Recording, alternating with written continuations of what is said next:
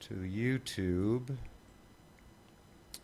So the event is starting. So I never trust it, so I have to have a copy of it over here over my shoulder just to make sure that, in fact, it will start. The YouTube stream runs anywhere from 30 to 60 seconds actually behind physical live. Oh yeah.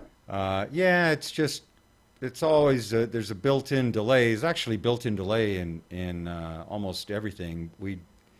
Even in live television, there's always a little bit of a delay. They have that what do they call it? The censorship delay. That's always factored in there, but you never notice because when you're watching it, it looks and sounds live to you. The difference that it's live, okay. The difference that we'll see if we have anybody in the chat is that chat is up to the nanosecond live. There's no latency at all. And the video, there's always a little bit of latency. But it's okay. As long as you don't try to have a conversation with me watching the video stream, you're fine. We're good. I'm just looking at you. Yep, that's good enough. And so let me try out here a couple of other things. I've got a couple of different shots. See, so what you'll see on this camera as we talked before, you'll just see me. But what I'm streaming live has subtitles. It'll have your name on it. It'll have scrolling banners. It'll have you in one side of the video and me on the other side of the video. And all of that is conducted with the video switching that goes to the live shot. But you don't see any of that unless you take a look at the YouTube video afterwards.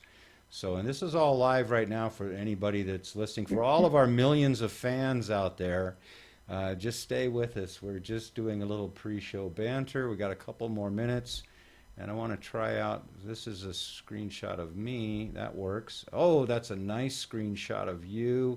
Let me see if I can give you a little more headroom on the outbound here.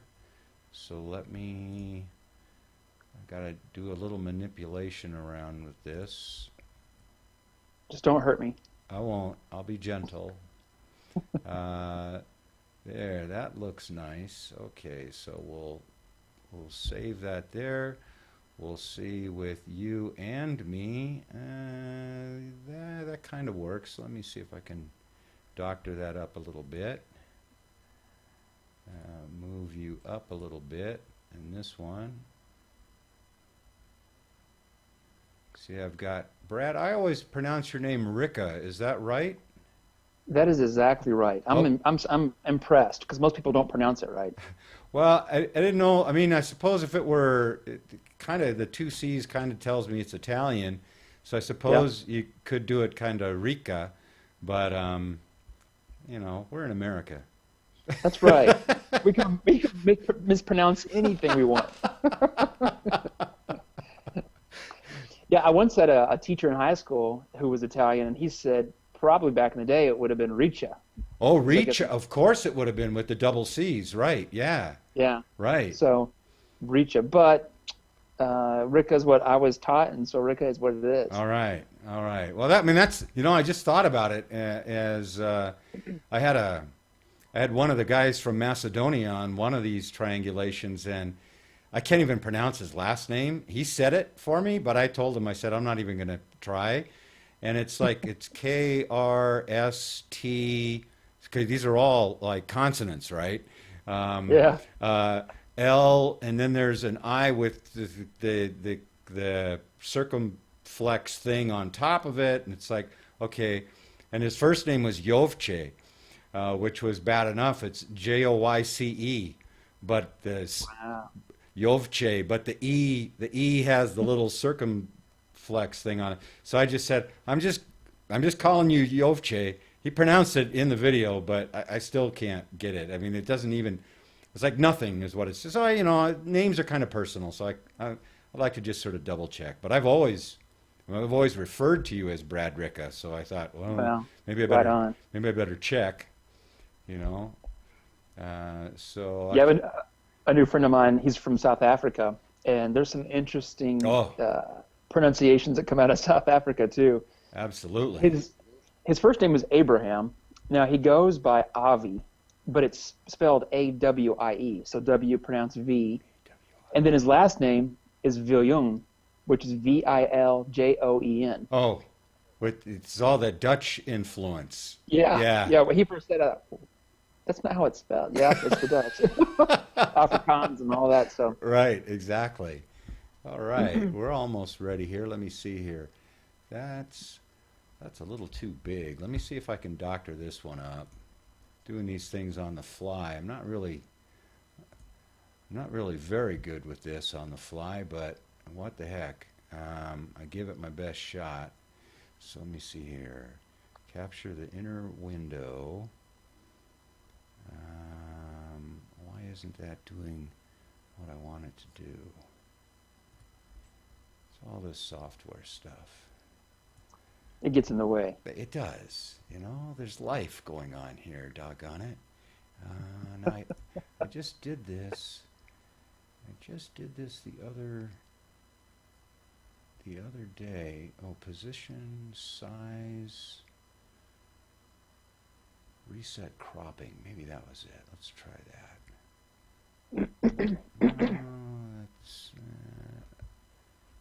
That's not working either.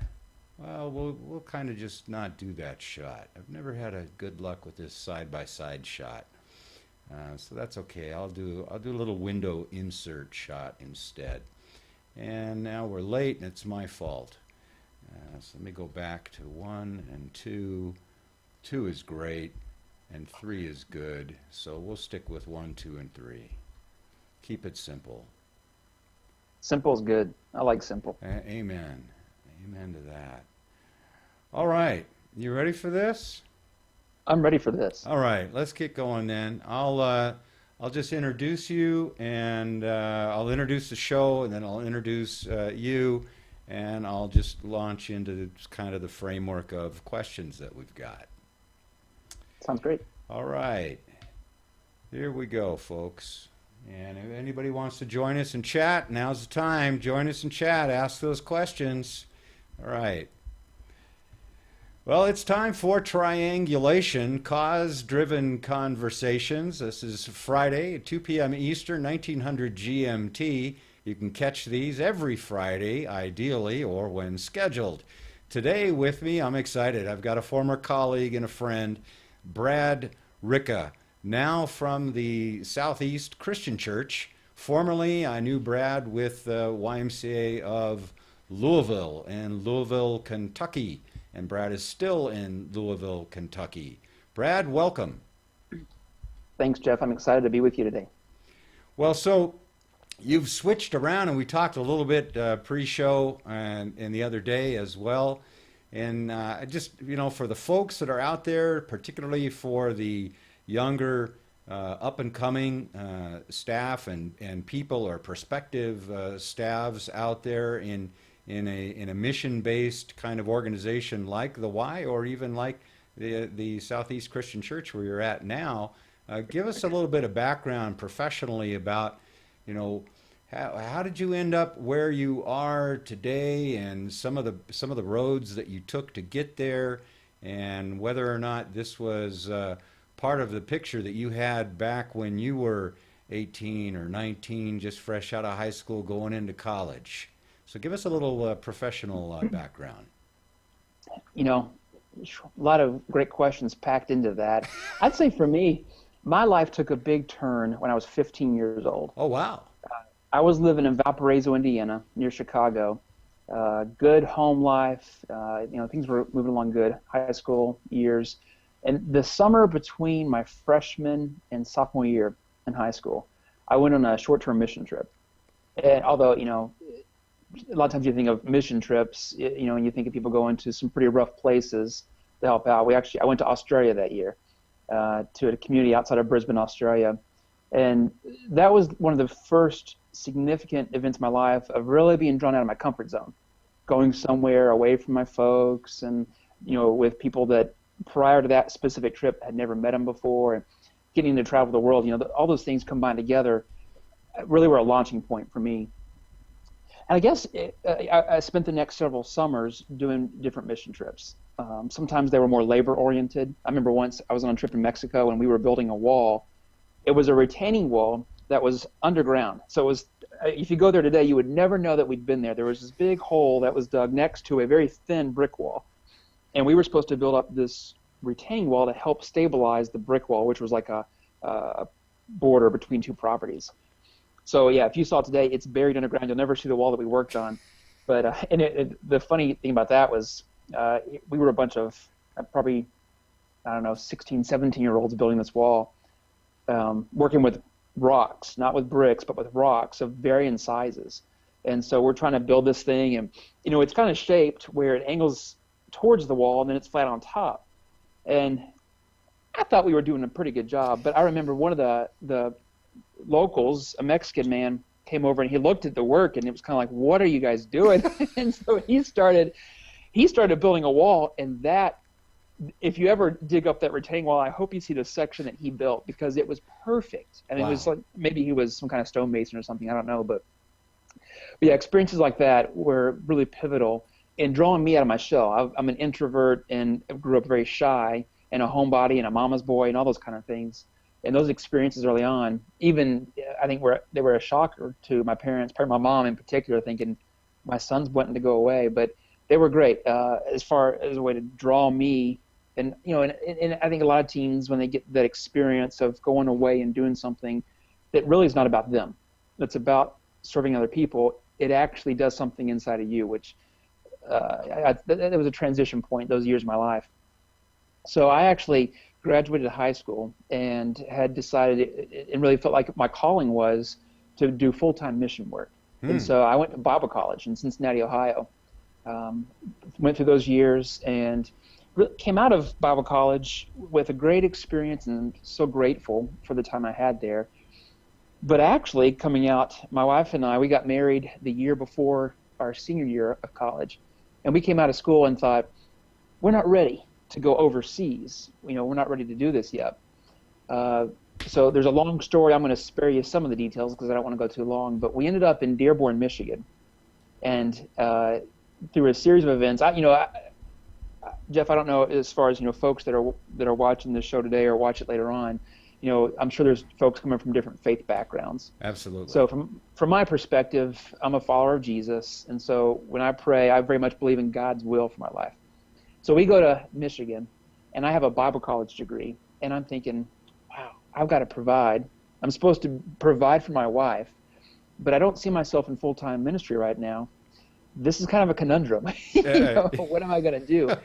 And so for me, it was a time of prayer, and really a growing and stretching time for me, of saying, God, I believe you have a plan, but I don't see how it's going to fit together, because we think we're supposed to be here in Michigan, but what am I supposed to do? Because we gotta pay the bills. And an opportunity opened up at a small software company in Farmington Hills, Michigan. They were looking for, they in the paper it said entry-level programmers. Now, I took one programming class in high school of Turbo Pascal. So I thought, if you can't be any more entry-level than that, right? So I applied, and I got into this program. It was an amazing experience, and Paul Greenstone was the founder of the company. I don't know if he still owns the company or not, but just a neat man from a philanthropic perspective, who he had a successful company, and certainly as a businessman wanted his company to succeed, but he also wanted to do something for the community where he lived and where his company resided. And he thought, I want to do something more than just give money to local organizations. That's helpful, but let's do something bigger than that.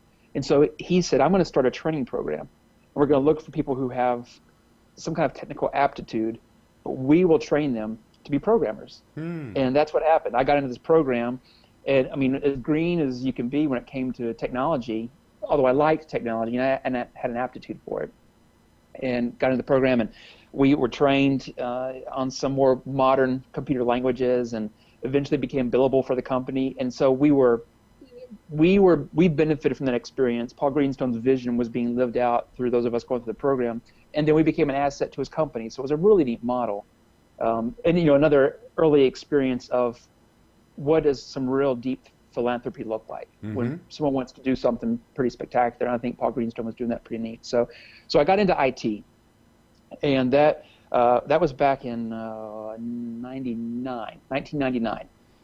And so from 99 until 2012, my background was technology. We lived in Michigan for almost 2 years. My wife is from Louisville, Kentucky, and through a series of, hey, let's get close to family and all that, we moved to Louisville.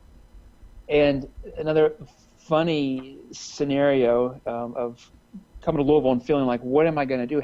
I haven't been really in technology to really tout my skills yet. I haven't been there long enough. I didn't feel like. I didn't have a degree in technology, so I was really low self-confidence when it came to being, selling my skills or whatever.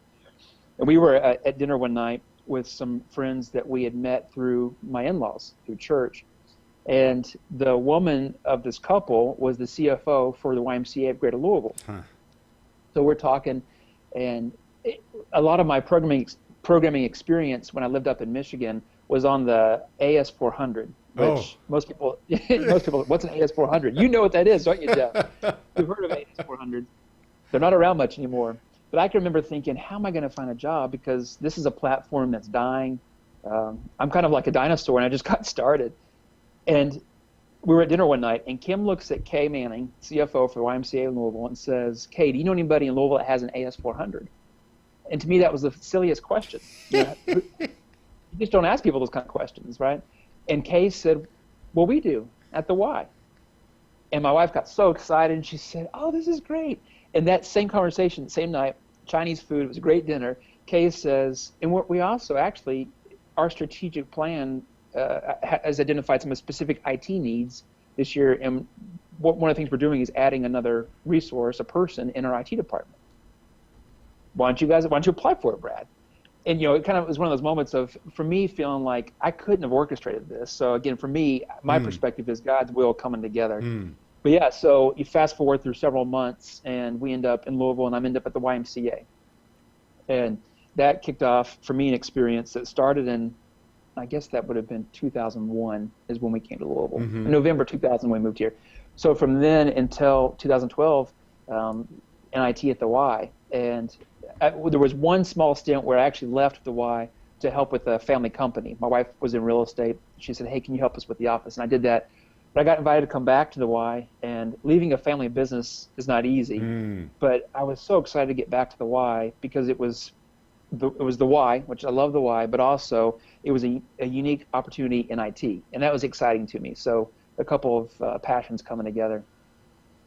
So that from a professional perspective, that's when I got started with the YMCA in IT, and literally started doing desktop support, helping people when their computers would break down. Sure. The Y was benevolent because I didn't really know what I was doing, but I could sure reinstall software or whatever. And I guess more than technical experience, I cared about people, and that was something that was really important to the Y. And so the years passed by, and I was really blessed with my experience at the Y. In fact, I so much believe that my experience now here at Southeast Christian Church, I've been a member here for many years, but just on staff for 2. But so much of my experience here, I feel like is going so much better than it could have because of my experience at the Y, for a lot of reasons. So I'm so grateful for the lessons I learned and the time I spent at the YMCA. And there were a lot of lessons learned, some hard lessons learned, some that were easy, some that were good. All around, the Y changed my life, those 12 years at the Y, or 10 years at the Y. Yeah. Whatever it worked out to. So absolutely. Well, let me pause right there and point out that this is going from people. You need to listen to the big picture here. This is a picture of somebody that wanted to go into missionary work, having been exposed to some summertime missionary work in Mexico and other places, and Australia, right? And so then went to Bible college as a result of that. So this is a whole collegiate dedication was in a completely different area, and yet at the core there's this whole which is what Triangulation is all about. There's this whole cause-driven aspect here. This is not a typical conversation that you're going to hear somebody that's climbing up the ranks in the New York City Stock Exchange, or something like that. This is all about where you felt you were being led and where you felt you could help others. So there's at the core of all of that, there's a human service thing. So my kind of takeaway from this is, for those of you that are watching this, is don't be discouraged. One, if you kind of really don't know what you're going to do, or if what you're going to do doesn't turn out to be what you thought you were going to do, listen to this story. It's just turned around, and now it's come full circle back, albeit 10, 12 years later, to where now you're actually probably doing more along the lines of the work that your degree was based around, having gone to a Bible college, right? Oh yeah, and it's so funny. I tell people now, I can remember. I mean, this is a little bit of peeling back the onion and seeing some, the emotional side of Brad. But I didn't want to go back to reunions for school and meet my peers and hear them say, "Yeah, I'm in ministry, or I'm doing this and this and this," and for me to be the guy that was doing IT, because I felt like that's not what I went to school for, And there's a lot of, I guess, being too concerned about what people thought of me, issues and that kind of stuff, right? So 12 years go by, and really, I feel like those were 12 years of change for me. And I got to the point where I really believed I'm supposed to be at the Y. And, I believe God opened doors. I can't deny that. So I better embrace this opportunity. And so now when I tell people my story, and I talk about those years of being in IT, and the majority of those at the Y, I really feel like the Y was the tool that the Lord used in my life to change me, to mold me into the kind of person that I need to be. So, and there's so much that comes out of that. A big part of it for me is realizing how important character is. That right. I find that I've been invited into opportunities more than once where I've even said here, my boss isn't in the room, but I've said, if he knew how little I actually knew when he wanted to hire me, I don't think he would have hired me. And I kind of joke with that, but at the same time, I feel like it's true that I recognize I don't have all the right skills to perform masterfully at the roles I've been called to, but I've learned character. And a big part of that was YMCA. I mean, I think of people that I spent time with at the Y, how much caring, honesty, respect, and responsibility play a huge role in who I am today. And I'd be remiss if I didn't say it. My parents raised me that way. Absolutely. But it's one thing to say, Mom and Dad want you to believe this, but when you get out on your own, and you go into college and post-college and all that, that's when the rubber meets the road, and you get to really live out who you are. And so the Y, for a guy that was relatively fresh out of college and then through my 20s and early 30s, the Y played a huge part in helping mold me into the person that I really believe I'm supposed to be. Well, and there's a very similar connection too between churches, schools, and the Y, at least in most parts of the world, in that it's a human services organization. At the end of the day, it's about touching somebody's life, transforming lives. I know is used as a tagline that's used in many YMCA's. I was looking at a YMCA in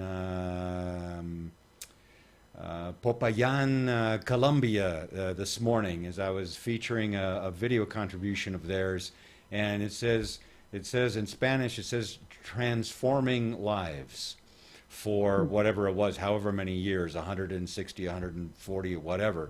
And kind of what you're doing in all of this has been that connection with people's lives and transforming lives, and you rolled off your tongue, caring, honesty, respect, responsibility, which of course, if you're in the Y, those almost sound like one word. They all just roll off your tongue. But that really does. It becomes a part of the way that you can verbalize the kinds of core values, and that you can teach little children those same kinds of things around those very four core succinct things. And like you said, you got a good background with your parents. And as we know, now from where you are, from where you were in the Y, that not all children have the same opportunity. Right. So it's important for organizations like the church that you're with now, the Y that you were with, and the other churches and Ys around the world, quite frankly. It's important for people to understand that they've got to continue to move those values forward. They don't just necessarily automatically come in 100% of the work that's of the families that exist out there. There's some pretty tough situations. So talk to me a little bit about, that's interesting that you had that software background as well. And as I'm sitting here learning as well, that I've only known you as an IT guy. The context for our relationship has always been around, IT director level people around various different YMCA organizations around the country. And now I'm hearing about this. Whoa, there's some pretty interesting background there. Let's go back into, and you can pull this back from, I guess it's mostly the why, because that's been mostly the deeper, the 10-year kind of stint that you did there. But what are a couple of situations that you can recall specifically in your dealings where, not with technology, but just with people in general, that you were able to witness from your time at the Y? And then I'll bring that up. The next question will be the same kind of thing in your short, right now, 2 years that you've been with the Southeast Christian Church. But for now, we'll start with the Y. A couple of things that pop to mind where you've really been able to see people impacted positively. Yeah, one story, and we talked about this briefly earlier this week when we were planning for today. The Livestrong program, that I know is a program in the United States. I don't know if it lives outside the United States or not, but and I don't know a lot about it. All I know is that for people who have some form of cancer, the Y has a program that brings those people in, and I presume that Livestrong is even lived out differently across the United States. Sure. In different YMCA's across the country. In Louisville, folks that have cancer come in, and I guess there's a grant associated with that, and so they actually get free membership to the Y for a period of time. I think generally these are people who are coming in that, I don't know if it's that they're in remission or that they're in the midst of their chemotherapy, but they're at some point in that process. But they actually get put into a cohort of other folks who are experiencing some of the similar situations that they are. And then there's, at least in Louisville, we have a staff person who, she has a little bit of a medical background. I don't know if Barb is a nurse or a doctor or what, but I know she understands more about some of the issues that folks who face cancer are dealing with. So she leads this program, and so people come in, and there are group sessions, even from the sense of just getting around a table and sharing stories. They get to do that. And so I'm sure there's some sense of camaraderie and, hey, we can get through this, that comes from seeing someone sit next to you that says, yeah, this is my second time through cancer. I beat it the first time, I'm going to beat it this time, and you can too. There's some power that comes from that.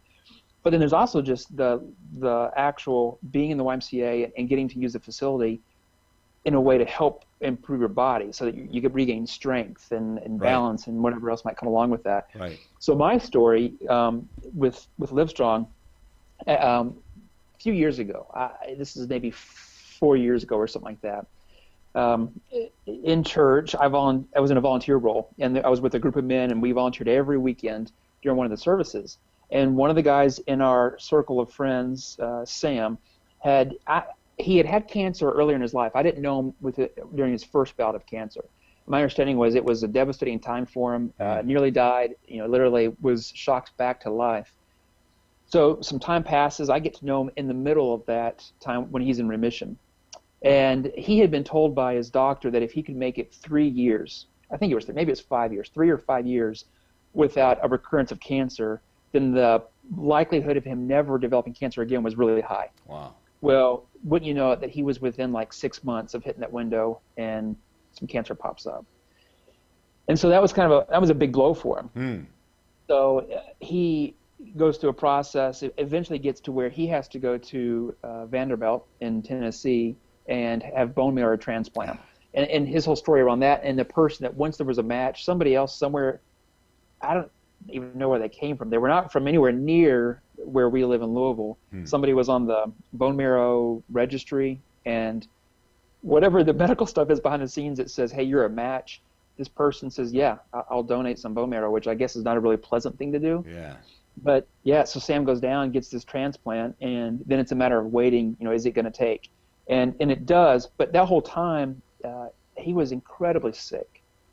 And I've not really been around a lot of people that have suffered from cancer. So I would say I didn't know the best way to care for him and that kind of stuff. Sure. So, and even from the standpoint also of him not wanting to be around people once he's going through chemotherapy because Right. of, I don't want to get sick. I mean, he even for a while stopped coming to church. Wow. Because it was, hey, I can't be with everybody. So really, in a sense, began to fall into isolation.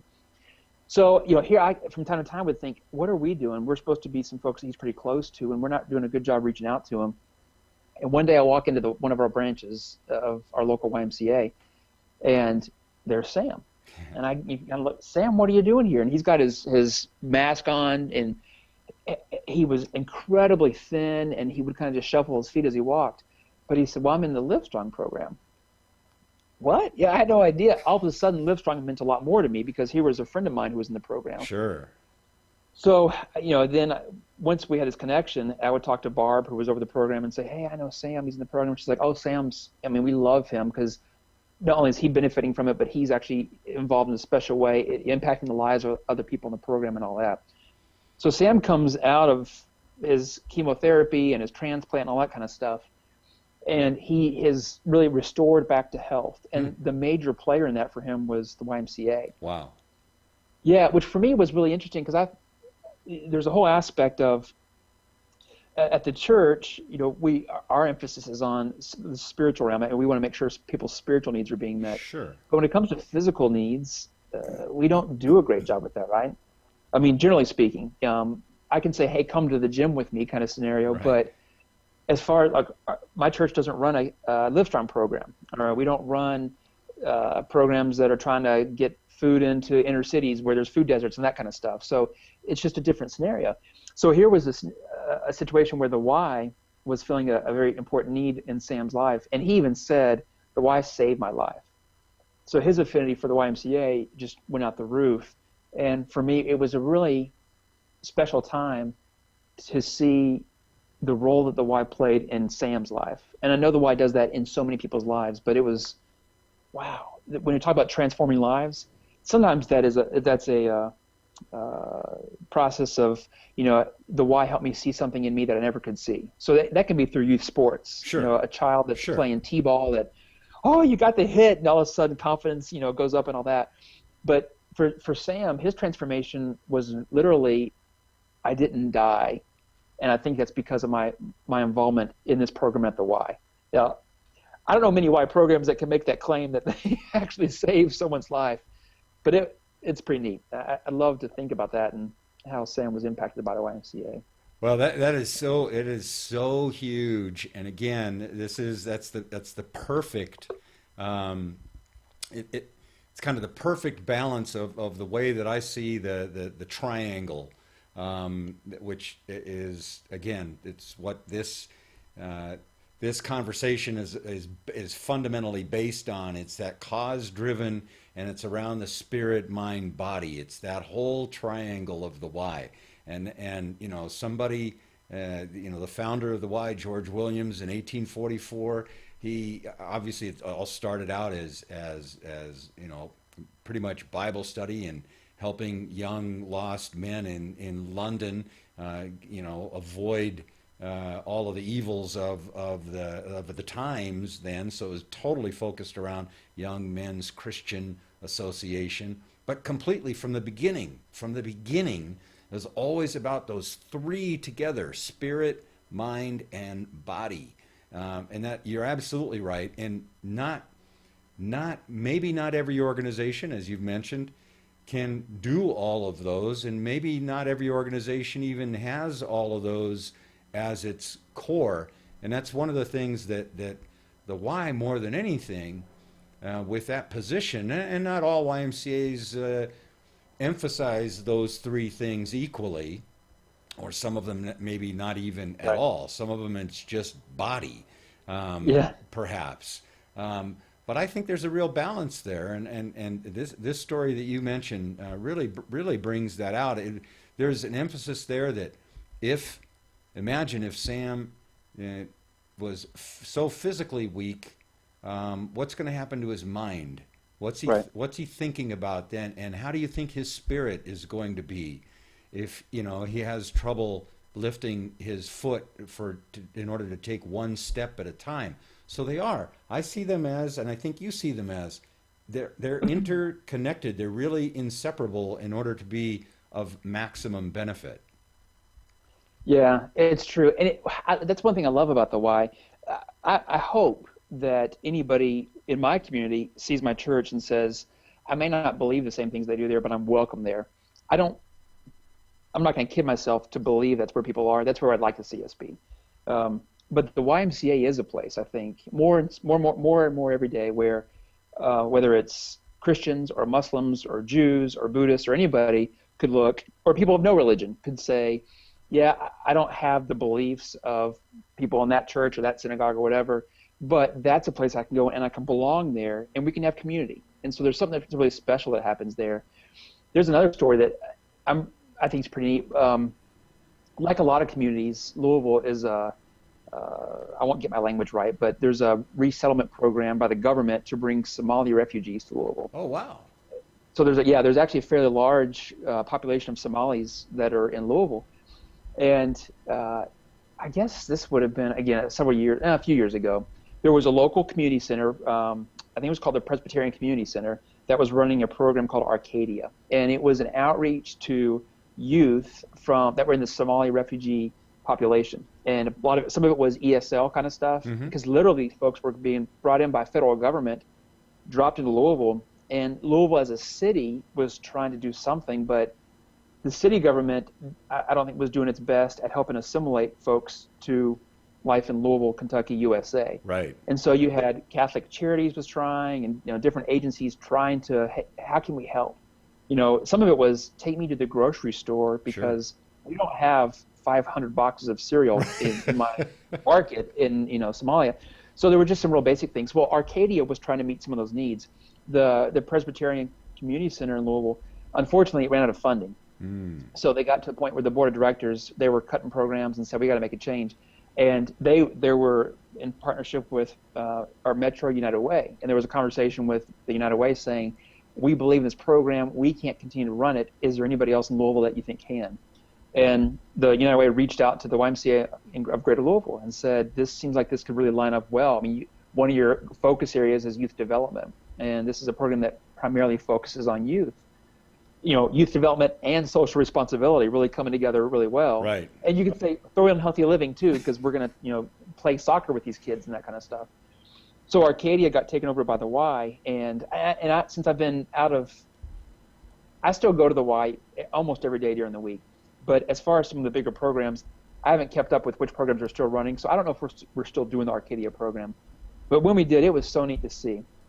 These kids were coming, and they'd get off a bus after school, and we had a building in town where there was a basketball court, and so they'd be playing basketball and get to play games, get some help with homework. They got fed a meal that night, and so there was an aspect of community. They were getting to interact with adults who cared for them, so they were modeling, the values that we believe in as an organization. So there were a lot of good things that came out of that. But some of the more interesting, specific examples that I go, wow, that's pretty cool how that worked out. At our Southeast YMCA, there was a gentleman who of Somali heritage. He ends up getting a job at the Southeast YMCA in Louisville, and so he's working the front desk in membership. That's great. So literally, gone through the experience of coming to America and trying to get his feet on the ground, and now he's got a job at the YMCA. And the program also had an emphasis on college readiness and then even getting into college. And so all of a sudden, wow, this is pretty neat what's going on here. And so, again, transforming lives, seeing that happen with people who, I'm not going to say if it wasn't for the Y that they would not end up where they are today. I think some of the refugees that come over, they're going to work really hard to succeed a lot of times. Sure. They're going to find a way to do it. But the Y sure was the opportunity, the conduit for many folks here in Louisville to get them going on a successful life. And I think that's pretty exciting. Well, that's a great story. I'd never heard of that. I know that there are a variety of those kinds of things. I know in Houston that they have a whole international emphasis, not just a single sort of country of origin, but multi-country of origin integration and helping with integration, but also helping with immigration and papers and visas and doing the whole 9 yards. It's like that, especially if English is not your first language. I mean, let's face it. We got to deal with the government and all the forms and regulations. It's hard enough for native Americans to deal with that, let alone somebody being dropped in here and not familiar with it. All the way to a simple thing like you mentioned, going down a 20 aisle stacked to the brim, full of every kind of foodstuffs you can imagine grocery store. And not even wondering, I mean, not even being able to fathom that, where they've come from a land of perhaps, not a lot to this land of plenty. And that truly is a shock as well. So that's interesting. What kind of, I know you've been with the Southeast Christian Church now for a couple of years, so you won't have as many, maybe the volume, but I'm sure you've got some impactful stories there as well. Plus, your role shifts, obviously, from what you are now. You are a disciple-making pastor, I think. Did I get that right? Yeah, it's that's the catch-all term, I guess, or title for the role that I'm in. I have two focuses in my role at Southeast. And the team I sit on, there's a team of us that we're called the groups team. And our groups team is focused on adults in the church. And so any kind of adult activity, whether it's traditional Sunday school classes or community groups or outreach to singles who are trying to find a place to belong, even seniors in the church, different ways we gather people together. If it's an adult, somehow it's attached to us and we get to be in that space. Yeah, I was just going to ask, how do you classify an adult? Really, anything, I won't say a little beyond post-college age. Uh-huh. We have some folks on staff who focus on college age and young adults that are kind of in the early 20s, Okay. and kind of figuring out where life is. But at some point, when you kind of get beyond that state of, I'm kind of a college kid or I just finished college, into, so this is life, this is it. Uh-huh. That's when we get to interact with those folks. All the way up to then, I'm 100 years old. Got it. Life is very different for me now. Got it. So in that space, my particular focus, one of those is what we call weekend groups. Now, it's, people kind of giggle because that's Sunday school. Weekend groups are what we call Sunday school. Somewhat, for us, a weekend group isn't just a class. Mm-hmm. In my experience, Kim and I have been in our group that meets on Saturday nights after our worship time since the year 2000. And Wow. we actually came into that group because my in-laws were members of the group. And so we were, for quite a while, youngest people in the class. Really, everybody was the age of our parents. But we loved those people. We still do love them and have great relationships with them. And so while we've seen over time the classes begin to change and there are slowly more younger people coming in, that still is a community that we identify with. And so we study the Bible together, but then we also celebrate life together. So like tonight, literally tonight, we're coming together for a baby shower for someone in the group, and we're going to just, show some love to this young couple that having their baby soon. And we also mourn the loss of folks when someone dies. Really, our group, and I'd say we average anywhere from 30 to 40 that meet on a weekend. Wow. For us, we're in a fairly large church, so this really becomes the place where we feel like we belong. Yep. So we have a lot of connections throughout the church, but we're closer to these folks. So weekend groups exist all over Southeast, and as a staff person, I get to interact with the teachers and the leaders of the weekend groups. So I don't know if that's half my job or 30% of my job or 60%. I don't know where it kind of goes back and forth. And then the other aspect is for people that are new to Southeast who decide, really there's two aspects to it. Either I've decided that I want to be a believer in Jesus and I want to pursue him, or people who say, I'm already a believer in Jesus and I want to make this the place where I regularly worship. I want to be a member of this church. Mm-hmm. Those are new members for us, and so I get to work with all of our new members. And really, I should say more so through volunteers. The volunteers actually do all the groundwork, but my focus is with all the volunteers in that capacity. So so you're the staff person in that group, and most of the people in that group then, so you're providing the leadership to that group, is that right? Yeah, on both sides of that. And it's interesting with weekend groups, the role of the teacher of the class is pretty unique in my experience. There's one guy who, Phil, he is in his 70s. He leads a group that's probably around 40 people or so that gather every Saturday night. Phil told me one time when he's preparing his lesson on a weekly basis, and he really wants to see, as people come, they obviously say, we believe enough in the Bible that we're going to commit time to come and study it. So he really wants them to see some change in their life, to transform people again. Yep. He said, Brad, I probably spend 15 to 20 hours a week on my lesson. I said 15 to 20. Wow, because I teach a class on Saturday nights. I don't put in that much time. But that's how much he really believes in it. Wow. Yeah, and they're also unique. My experience, well before I was on staff, just in a volunteer capacity, teaching the class that I still teach. I kept doing that even when I came on staff. There was a man in our class who, well, actually, I take that back. It was before he died. His wife died. And when Liz died, Lauren wanted me to do the funeral because I was the teacher of their class. Wow. And so, yeah, my first funeral I did was just as a layperson for someone that was in my class. And so those kind of things happen, and the relationships get pretty tight with folks in the class. So I've got an experience of in my class on Saturday nights, my role there is really more volunteer related. It's not staff related. Got it. But then as a staff person, I get to work with the teachers and leaders of all the other classes. And and a lot of my emphasis, the way that we work, I don't tell the classes, here's what we want you to teach. We want our classes to teach from the Bible, and some people choose topical lessons, some people go into a real deep study of a particular book of the Bible. Mm-hmm. But my interaction is more so, if we really believe that our role as the church is to make disciples, how can you be most effective doing that? And so it's more a conversation of how do you actually lead and teach in a way that brings about transformation and isn't just a religious act.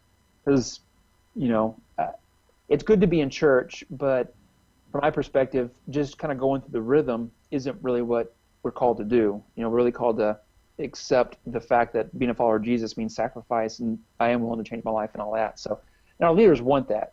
So I get to work with the leaders and saying, how do you lead in a way that actually helps people make changes in their lives? Well, that sounds awesome, and you're working also again with volunteers. So that's which. There's very much a similarity between your previous work, or the previous environment at least, at the Y, because the Y is also a volunteer-led organization, and obviously the church depends massively on volunteers. Oh yeah. Most churches don't have big staffs. Yeah, and that's one thing I feel like so many times, unless I'm a volunteer who has heavily engaged in any activity volunteer-wise and really have been passionate about it, I think it's so easy to overlook how much impact a volunteer can have. I mean, and I see that here at Southeast, but also in my time at the Y, there are some people who you just see they care so much about the outcome of what the organization is doing. Jim was the CEO or the chairman of the board for the Louisville Y for many years. He had a busy life. I mean, he's a leader in business in Louisville, leads an investment company or something like that. But he was always at the Y, but also a man of character. He actually started out. Our local YMCA runs the Safe Place program, where there's all over Louisville. A youth can go into, where really anybody that's in trouble can go into a building. It's designed for youth, fire station or different restaurants. Get on a public bus and say, I need help. And those folks at those organizations are trained to call Safe Place Services here in Louisville, which is a branch of our YMCA. And they have volunteers who will go out, pick up kids, bring them back to our location and say, what's going on? How can we help? So Jim started off volunteering at Safe Place Services. Eventually he got on the board. He led the board of that particular branch. Eventually he gets onto the board of the association. So he's been leading in the Louisville Y for 20 years. Oof. Yeah, and so and I see that at the church too. There's a gentleman named Eric who over and over again, I see that he really believes in making a difference. And it's so cool too. He's a professor over at Indiana University Southeast. IU Southeast, I guess, is right across the river from us. Louisville is. Sure. I don't know where. There's all these little cities over there. It's over in Indiana, Yeah, but right. IU is over there. And he's a professor there, but he's a believer in Jesus, and he really wants to make an impact on people's lives. So he was actually engaged years ago in developing a program and a curriculum that it's like a 24-month program, something like that, meeting weekly, where it's cohort based. You start the program, and it's also either men meet with men or women meet with women, so they kind of separate out. But you're with your group for that whole duration, and you're studying and reading and talking about. Sometimes you're reading the Bible, sometimes you're reading articles about personal growth or whatever. But the goal of the course wasn't just to make people smarter. Even though he's a professor, you might think that was the goal. The goal was actually to help people become leaders. Mm-hmm. And Eric has given so much of his time to that program and so many others. And so I really believe the role of the volunteer, I think it's easy to overlook the impact a volunteer can have. Because sometimes, at least as a staff person, I feel like we can feel like it's just easier if we do it ourselves, get it done quickly. Because our volunteers are already busy and all that. But the reality is, once you tap into someone's passion, you got to make sure you don't abuse them, right? Because they will give you so much time and energy, and they'll give a lot. So that's neat to see all over the place. Yeah, you're absolutely right. You do have to measure their contribution, at least mentally, and make sure that you don't burn them out, because you want them there for the 20 years or 30 years or 40 years. So tell me what, as you're looking forward now from where you are right now. Well, let me back up just a little bit. Before we take a forward look, from where you are right now at Southeast Christian Church, what's one or maybe two things that you've already done that really make you feel very good about having had an opportunity to do those things for the church? Well, this example may sound trivial, but for me, actually it's funny to say, because for me, I still haven't even fully embraced it. It's a leadership thing. I guess in the context of weekend groups, I'll describe that. So these weekend groups or these classes, we have roughly, let's say, 50 of them that meet on Saturday or Sunday. And so every class has a teacher and sometimes co-teachers and sometimes three teachers. They split up the Sure. load there. There's also leaders of classes. But I guess just focusing on the teachers, with that number of folks that fill in and all that, pretty quickly the number of people that teach regularly is at least 80 people. Wow. But it might even balloon up to 100 or so. Ooh. And early on, I really believed, and I really was coached by my supervisor, hey, get to know everybody that serves in your ministry. So I was going out to coffee with folks and meeting just amazing folks every day. But I really began to realize at one point, if I really want to impact these folks, I guess there's a few ways to do that. One way is to say, hey, everybody, mandatory meeting, show up Wednesday night. We're going to have Chick-fil-A, and we're going to talk about transforming lives. And, not taking into account the fact that probably of these 80 teachers or so, 95% of them are still working full-time. Many of them have kids, and they're volunteering in other places. Right. So it's kind of like, wow, how do I get time with all these folks in a meaningful way where they don't resent, I have to go to this mandatory meeting. So I really shied away from mandatory meetings, and the model that I'm really still trying to implement, and it's slow and methodical, but it's actually, it's not even me. I can't even take credit for it. I've told a lot of people, when you look at the life of Jesus, that Jesus didn't spend the majority of his time, as recorded in the Gospels, with everybody he could all the time. He spent the most of his time with his closest disciples, because he really knew that if he spent most time with the disciples that were closest, and then would teach them how to go out and do the same, that the aspect of multiplication would take place. So it's the matter of, there were times where stories in the Bible talk about Jesus being with 5,000 people or 4,000 people. That's recorded like twice in the Bible. Yeah. But the number of times where he's sitting, and I presume he's sitting around a campfire or under a tree one day, and he's with the 12 disciples, and sometimes even the closer 3, that happened probably almost daily. And so he's just doing life with them. Here's what it looks like to really understand the writings of Moses. Here's what it really looks like to implement, what God wants for your life. So I think about that and thought, okay, if Jesus didn't spend the majority of his time with as many people as possible because he knew his time was limited, so he invested in a few so they could go out, maybe I should follow that model. And that's not original to me. Someone else really challenged me to consider that. So that's what I'm trying to implement. So I've got some guys who, some of them, I have 5 right now, 5 of these guys. 4 of them are active teachers, and one of them is not even an active teacher. And when I talked to him, his name's Matt. I said, Matt, I really feel like you have the kind of character that would make you a great leader of leaders, essentially.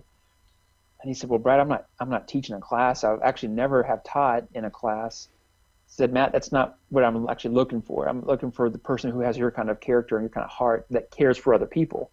Because really what's more important for me right now is letting all the teachers know we care about them and we want to hear their needs and we want to pray for them and all that. So on a regular basis, I get to meet with this group of leaders and then they actually go out and meet with others. And I know for some folks early on that probably kind of felt odd, like, why am I going to meet with Matt and not Brad? Because Brad's the leader over this ministry. Right. But it's really this aspect of, I believe that all of our leaders need time with someone else, but I'm not good enough. I'm not fast enough or quick enough or smart enough to know how to spread all that around. And so I have to work through other people. And I haven't fully implemented that. I'm going slowly with it, trying to figure it out. Because I joked with the guys and said, really for the first almost year of doing it, I didn't have a clue what I was doing.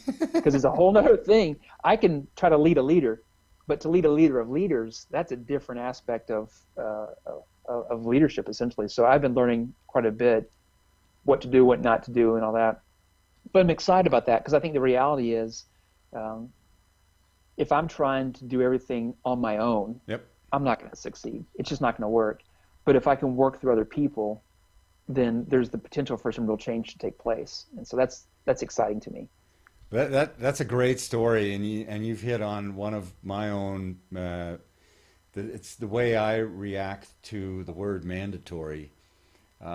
It just seems like, okay, yeah, I'll drag myself there, and because I've been told it's mandatory, I'll comply.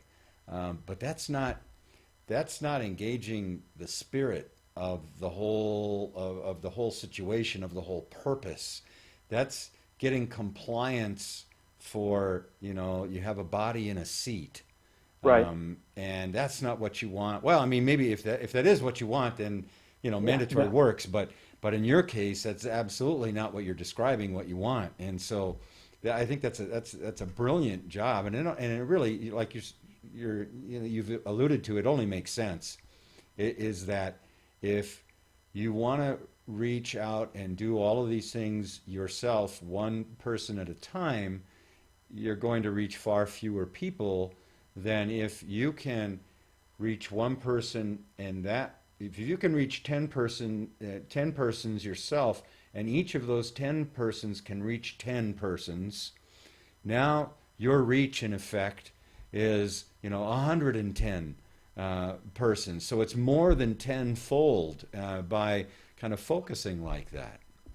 Yeah, and that principle, I mean, people would say, sounds like a perfect pyramid scheme, right?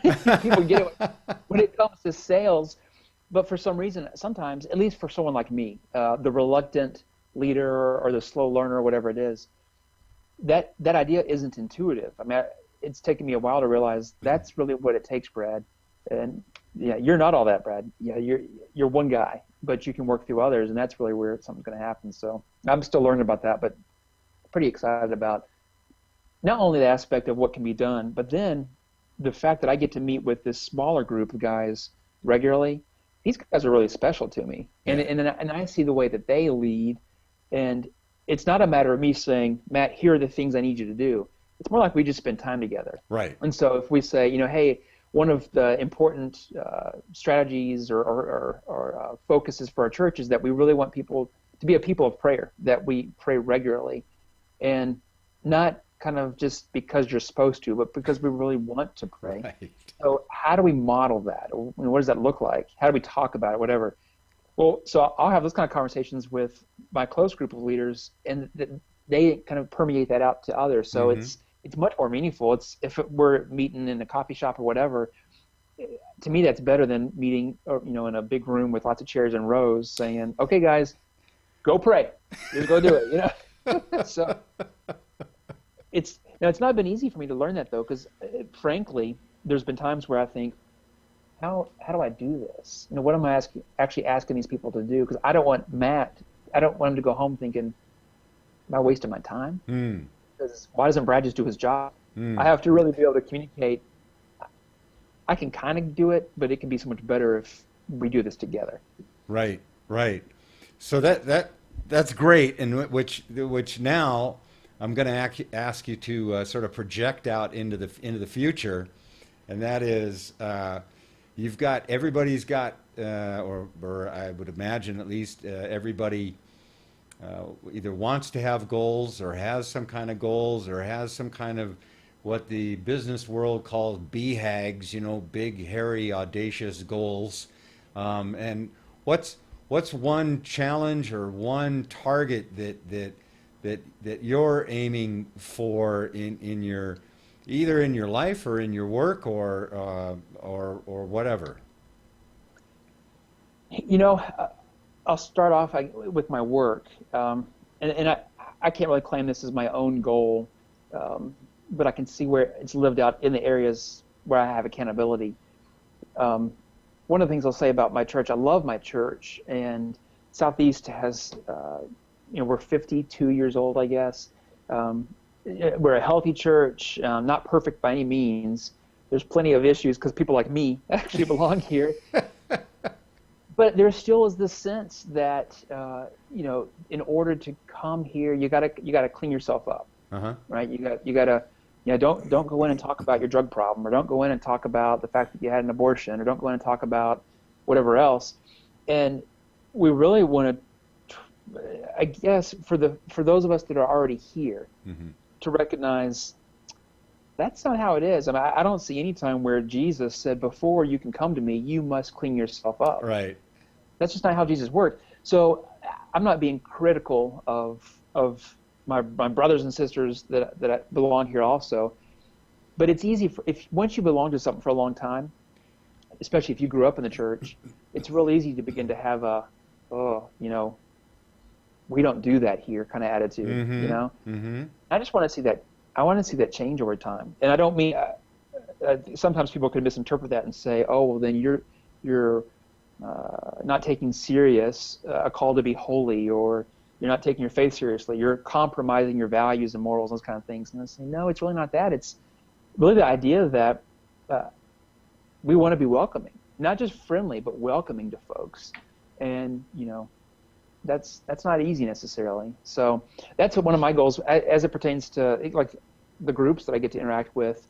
I'd love to hear people say, wow, our group is growing, and it's growing primarily from people that they're not even a member of the church. Their neighbor comes to our class, and the neighbor said, hey, come check out my class because it's full of people who just are so caring and welcoming and loving, and we like getting together, and we study God's Word, and if you're open to that, we'd love to have you come with us. Right. I'd love to hear that those communities are healthy, and people say, I want to be part of that because I actually felt like I belonged when I didn't look anything like the people from any level. So that's one goal, and that's just a matter of helping over time people see there's different ways to acknowledge others, that you don't have to clean yourself up before you come over here. Absolutely. I don't know if that makes sense, but No, absolutely. I look at that in the context of inclusiveness, and if you want to put put it under a spiritual light, who did Jesus heal? Who did Jesus visit? He visited lepers. Yeah. He was engaged with, or he reached out to, the poor, the people not in the in crowd, if you will. He didn't isolate himself and put himself in an ivory tower, but he mixed with all of the people that really, that's where the outreach is. Yeah. And I know there are special outreach groups into inner city areas, but you're absolutely right. At least that's my opinion that I share with you, that if you isolate yourselves and construct a sort of a wall of arrogance almost around, unintentionally maybe, but that's the way that it Right. comes across, is you cut yourself off from being able to provide the really transformative life services, so that you can expand that group, so that that neighbor can come in, so that drug addict can become an ex-drug addict, right? So Yeah. all of those kinds of things, and that you're right. The culture tends to want to be sort of like a hospital environment, sort of everything's clean, you know, Yeah. everything is always perfect like that. Well, then somebody's got to be doing some outreach at some point. That would be my perspective on that. So I hope to hear next time that we chat what your progress is on that sort of growth aspect as well, because it will result in growth. Yeah. It's funny, even the timing of the conversation. Tomorrow night, when my class gets back together, we're looking at the story in the Bible where Jesus has actually gone over to the house of a Pharisee who was a religious zealot. Yep. And in this story, and this is a story that people that come from a background of Christianity are pretty familiar with, the time when there's actually a prostitute who comes, Yep. and she's so overwhelmed with Jesus forgiving her ultimately that she has this jar of perfume that literally would have been used for her profession, right? Right. So she uses what's described as a year's worth of perfume. She pours over Jesus, and she's washing his feet with Yep. her hair. Yep. And she's crying and all that. And that story of, and Jesus doesn't say, get away from me, He actually lifts her up and honors her. And the sense is, whoa, from people around him, what are you doing? Yeah.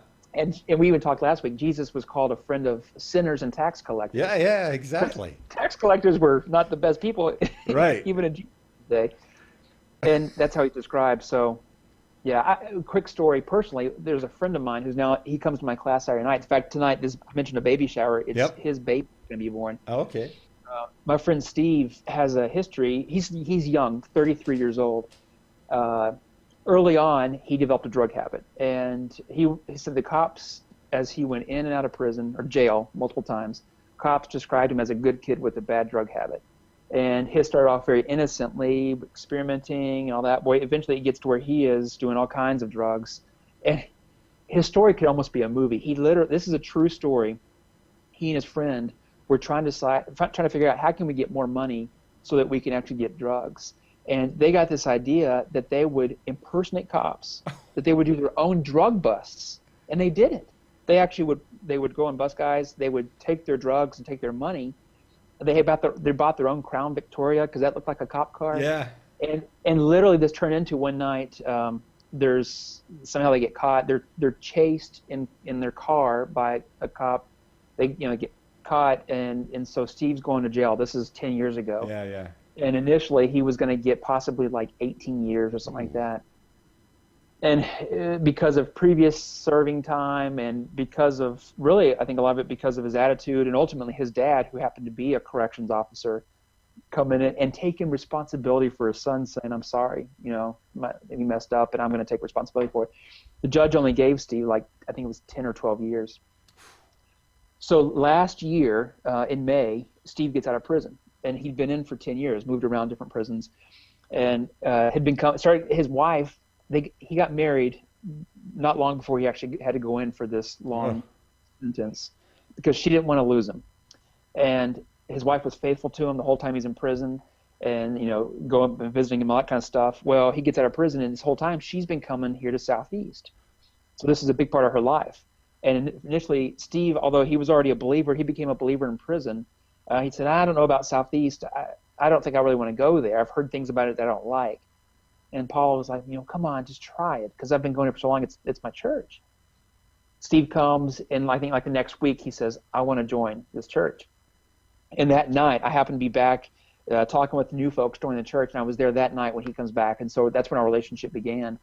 And fast forward almost a year, he's in my class now. And what's for me so neat about even my little class of 40 folks, traditionally, these are people that have been in the church for probably decades.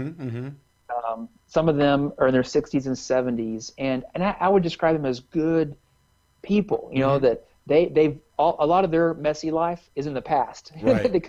They're squeaky clean almost. Right. And here's Steve, who, although he's been done with drugs for many years, that's still part of his story. Sure. And so we just, it was a couple months ago, he said, can I share my story in class? Oh, powerful. Absolutely. So he gets up and shares, what he'd come through and his habit and his addiction with drugs and where he is now and how now he wants to lead his family. He wants to take care of his wife. And he actually has 3 kids already, so he wants to take care of his 3 kids, and now his 4th child's coming. So wow. Just a story of actually seeing in my group, people say, wow, he's a neat guy. And he brings some life to the group that's exciting. So it's happening. I mean, it really is happening. So we just want to see more of it. That's a great story. That's actually, it really rings a bell of like something that I've seen either on TV or something with, these people impersonating cops and then busting drug dealers, right? And taking Yeah. either taking their money or I don't know, maybe it was on The Wire or something like. Anyways, it's that you're right. That's just made for a Hollywood movie or a TV series or something. That's too good. So Yeah. we're coming up. We've actually gone here a little bit over an hour, Brad. Unbelievable. These are great stories, and I'm convinced everybody's got great stories if they just would take a moment and think through those. So I'm excited that we've got 7 more hours to go. Right. Right. 1 hour in the books. But as we start to wrap up, you've shared quite a bit of your 15-year-old story when you were 15 years old, rather. I mean, and you've shared that story. I was just wondering. I know we haven't talked here yet, but maybe you can tell just a little bit, tell people a little bit about you and your family situation, and share a little bit about that we'll use as sort of a going away segment. Yeah, sure. Happy to do that. Married Kim in '98, so we'll be married 16 years. Wow.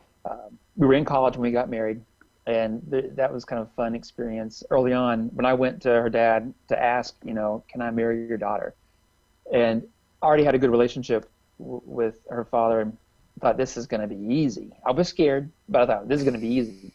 And I can remember so clearly when he said, I don't have a problem with you marrying my daughter, but I have a problem with your timetable. And I thought, oh no, because this was actually earlier in our college experience. He said, we want to make sure Kim graduates college. And so we said, okay, we'll wait. We'll wait. But that changed, and I guess Kim's parents kind of came to a point. They said, you know what, these kids are going to stay together, and they're committed to school. And so, yeah, the year before our senior year is when we got married. Left Cincinnati, went to Michigan, and lived in Michigan for almost 2 years, and then came to Louisville, and have been here since 2000. And now have 4 children, a 9-year-old, Sarah Jane, who's effectively the second mother in the house, as much as I have to remind her, you're not the mom. She likes to serve in that capacity. And she's really good at it, actually. So I should be more thankful than perhaps I am. But Elijah is our almost 7-year-old. He's about 6 weeks away from hitting 7. Ezekiel is 3.5, and he's a mini me. People see him and they look at me and they look at him and they're like, whoa, because he has buzz cut, red hair. Sarah Jane and Ezekiel are redheads. Ezekiel, he looks quite a bit like me. So I don't know if that in the long term is going to be good or bad, but that's where he is. And then our fourth, her name is Soli Deo, and Soli Deo is 6 months old. And that's fun, having a baby again. Just new life and new experiences and getting to try new foods and all that kind of stuff. It's fun to go back through those phases of life.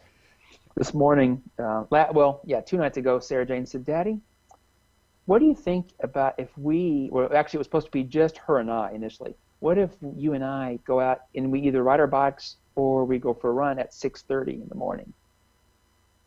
And I thought, well, this actually, part of me wanted to say, no, I'm still drinking coffee at 6:30. I'm not willing to do that. But then I thought, no, this will be good because, Sarah Jane's 9. She's definitely coming to a different phase of life. Pretty soon she's going to enter that tween phase or whatever and all that. Yeah, let's try it. Well, yesterday it didn't work out. So this morning I wanted to make sure it worked out. Well, it turned into Sarah Jane, Elijah, and Ezekiel, all of us heading out at 6:30 a.m. because they all woke up. Thought, let's go ahead and get out of the house. And it was funny because on this trip out of the house, just in the neighborhood, going around the block, going to the little local park, pretty quickly could find myself getting a little bit frustrated. Slow down, your brother's in the lead, let him lead, and all of a sudden I feel like I'm falling into this rules-based, legalistic dad, and be nice and all that.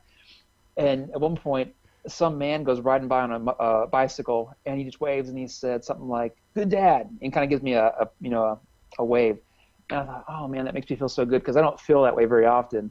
So that was a neat experience today of recognizing sometimes it literally is the little things that can make a difference. So that's a wee little snapshot of our life. It's crazy at our house. My mom lives with us too. Mom moved in back in March, so tight space, but we love it. It's actually neat.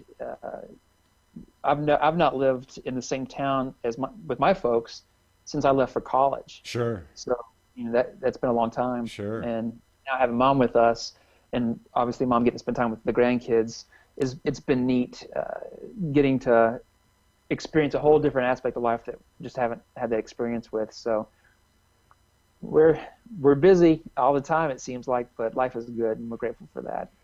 Well, Brad, that's a great story to wrap it up. I mean, we've gone all the way back, and we end today with a story from today. Doesn't get much. I couldn't have scripted that if I had even tried. So I want to thank you, and this is going to wrap up this session of Triangulation. And I really want to thank Brad Ricca, my friend and former colleague, formerly of the Y, now with Southeast Christian Church. And if you like what you've heard here now, just follow along. Here we'll have other guests, and they will be of the same caliber, but they will all have individual stories. I can absolutely guarantee you you will never hear the exact same story twice, and they're all from the heart, and they're all focused around a cause. And I make sure that we try to include that holistic concept of spirit, mind, and body. So I'm going to close out this session and say thank you again, Brad. And that'll do it for this session of Triangulation. Thanks, Jeff. You're very welcome. And so let me jump over to YouTube, stop the streaming.